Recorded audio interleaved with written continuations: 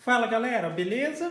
Então nesse vídeo aqui eu vou explicar de uma forma bem simples o funcionamento, a utilização e como você utiliza da melhor maneira possível, da melhor forma possível, essas balancinhas comum mesmo, que eu recomendo muito que quem é iniciante aí, assim, nas suas receitas culinárias, tenham, ok? Atende perfeitamente a necessidade, não estou falando nem de um equipamento profissional, é esse que você vai pagar ali entre 25 e 35 reais, igual essa daqui. Que como características ela tem a capacidade de medir de 1 grama até 10.000 gramas, que seria equivalente a 10 quilos, que já atende perfeitamente as necessidades aí para quem vai empregar numa utilização culinária, por exemplo. Tá? Então, agora já para quem confeitaria, essas coisas, seria excelente ter pelo menos uma dessa. Então, antes de mais nada, se gostar do vídeo aí, puder compartilhar também, deixar um joinha, ajuda bastante, tá? Então, vamos lá, tá? Você vai encontrar muitos modelos semelhantes, exatamente assim, essas características, só que só vai mudar o fabricante. Então, vai ter a mesma funcionalidade, tá? Então, basicamente, ela tem 3 botões: liga, desliga, modo e tara, tá? Liga e desliga para ligar. Esse modo ele vai alternar entre o peso aqui, a unidade de medida de peso, grama, e o oz, tá? Que seria o padrão americano, alguma coisa assim, tá? Não é o nosso padrão, então deixa em grama. Se for utilizar ali não faz sentido porque tem que ficar convertendo e tudo mais. E o botão tara que eu vou explicar como você utiliza. Então vamos lá. Ligando ela aqui, ó, pode ver que tem um indicadorzinho aqui no canto, em cima aqui no G, então tá em gramas, que seria o mais interessante para nós. Tá? Se você apertar o botão mod, ó, ele já mudou para oz aqui, ó. Tá? Então vamos deixar em grama. O botão tara, que muita gente não sabe qual seria a funcionalidade dele, é justamente para que você zere a balança com um peso já em cima. Tá? Então ele começa a contar a partir dali. Por quê? Vamos supor, vou pegar um prato aqui, ó. Tá? Coloquei esse prato. Esse prato pesa 366 gramas. Aí, tipo, vamos supor que não seja um prato, seja um recipiente que você vai colocar ali agora o seu ingrediente.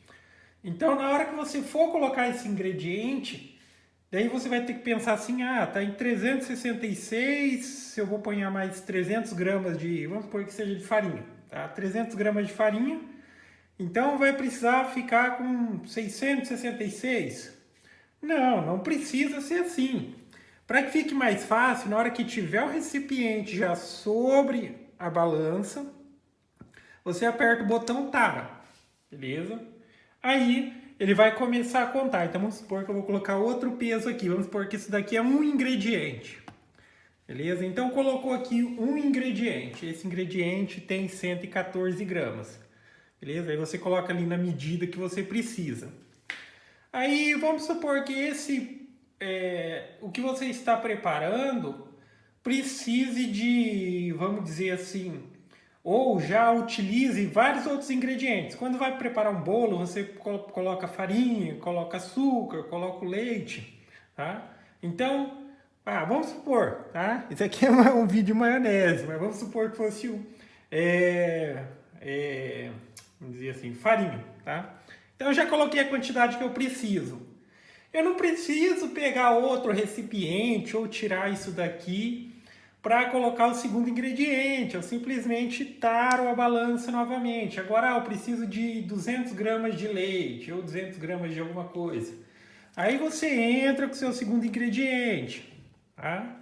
Vai colocar mais algum ingrediente, zera e assim por diante. Entendeu? Então essa é a maneira mais eficiente de se utilizar. Você não precisa ter aquele monte de potinho e coisas do tipo. Outra coisa também é que você pode perfeitamente pesar líquidos, tá? Líquidos, a maioria dos líquidos, existem líquidos com densidade diferente, mas é a mesma proporção. 1 quilo, 1000 ml. Tá? Da mesma maneira que se eu quisesse pegar 300 ml de leite, eu posso pesar 300 ml. Tá? Peso esses 300 ml, vai ser equivalente a 300 gramas também. Tá? Na questão de receitas proporcionais, você pode também, digamos assim, estabelecer relação. Por exemplo, arroz. Arroz, quando a gente vai preparar, qual que é a medida padrão que a gente tem e que atende a necessidade? A gente coloca, por exemplo, uma medida de arroz para 2 medidas de água. Tá? Então, por exemplo, se eu pego ali uma xícara de arroz e 2 xícaras de água e eu quero estabelecer uma relação entre eles, eu vou pesar quanto que tem de peso no arroz, tá? Então, uma xícara de arroz, vamos supor, tá? Só um exemplo. Daí eu pesei uma xícara de arroz, ela deu 200 gramas, tá? Agora eu peso essas 2 xícaras de água e, por exemplo, deu 400 gramas. Então eu sei que a relação entre arroz e água, se eu for utilizar uma balança, é 1 para 2. 1 para 2 gramas. Então eu não preciso ficar me preocupando, eu vou pegar uma xicrinha de arroz e tudo mais. Então a partir daí eu sei que toda vez que eu pesar, por exemplo, 300 gramas, eu vou utilizar 600 gramas de água, tá? Que seria o equivalente a 600 ml. Acho que ficou fácil de entender, né? Isso é quando a gente quer estabelecer uma relação entre sólidos e líquidos através de de uma mesma unidade de medida.